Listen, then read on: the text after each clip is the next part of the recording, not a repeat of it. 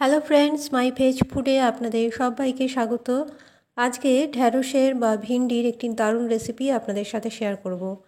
আজকের রেসিপি খুবই সহজে তৈরি আর কম সময়ের মধ্যেই তৈরি হয়ে যায়।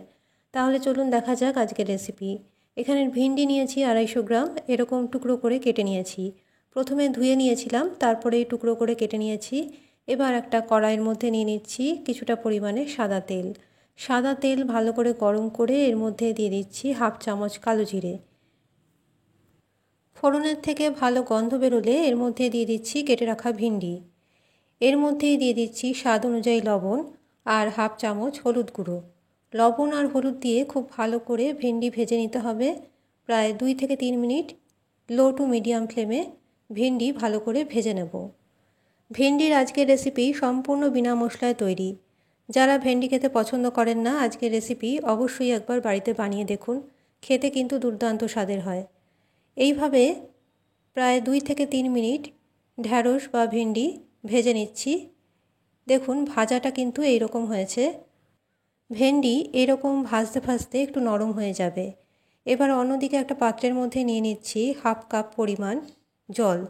জলের মধ্যে দিয়ে দেব একটা উপকরণ, সেটা হচ্ছে 2 চামচ কাসুন্দি।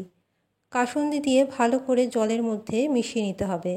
এখানে বলে রাখি, আমার চ্যানেলে সব রেসিপি সম্পূর্ণ নিরামিষ। ফেসবুক পেজ মাই ভেজ ফুড অবশ্যই ফলো করুন।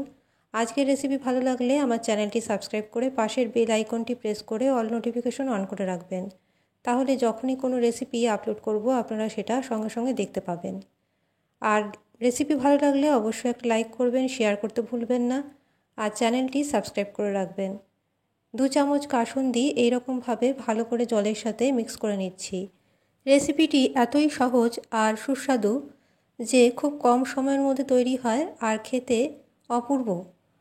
একবার অবশ্যই এইভাবে বাড়িতে বানিয়ে দেখুন। ভেজে রাখা ভেন্ডির মধ্যে এই কাসুন্দি মেশানো জলটা দিয়ে দিচ্ছি। এবার খুব ভালো করে নেড়েচেড়ে নিতে হবে। গ্যাসের ফ্লেম মিডিয়াম করে দিয়েছি। ভালো করে নেড়েচেড়ে 2 মিনিট ফুটিয়ে নিতে হবে। এখানে একটা কথা বলে রাখি, ঢ্যাঁড়স বা ভেন্ডি ভালো করে ভাজার পরেই কাসুন্দি মেশানো জলটা দিতে হবে। এবার ভালো মতো ফুটে উঠলে এর মধ্যে দিয়ে দিচ্ছি 2টো কুচিয়ে রাখা কাঁচা লঙ্কা। ঝালের পরিমাণটা আপনাদের স্বাদ অনুযায়ী নেবেন। আর এখানে দিয়ে দিচ্ছি সামান্য পরিমাণে চিনি।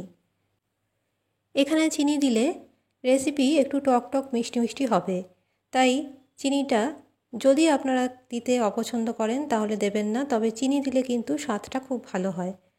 এবার একটু নেড়েচেড়ে 1 মিনিটের মতো রেখে গ্যাসের ওভেন অফ করে একটা ঢাকা দিয়ে ঢেকে রাখবো। 2 মিনিট পর সার্ভ করে দেখাচ্ছি। দেখুন তৈরি হয়ে গেল ঢ্যাঁড়সের একটি দারুণ রেসিপি। অবশ্যই বাড়িতে এটা বানিয়ে দেখুন আর খেয়ে দেখুন। কমেন্টে অবশ্যই জানাবেন কেমন লেগেছে।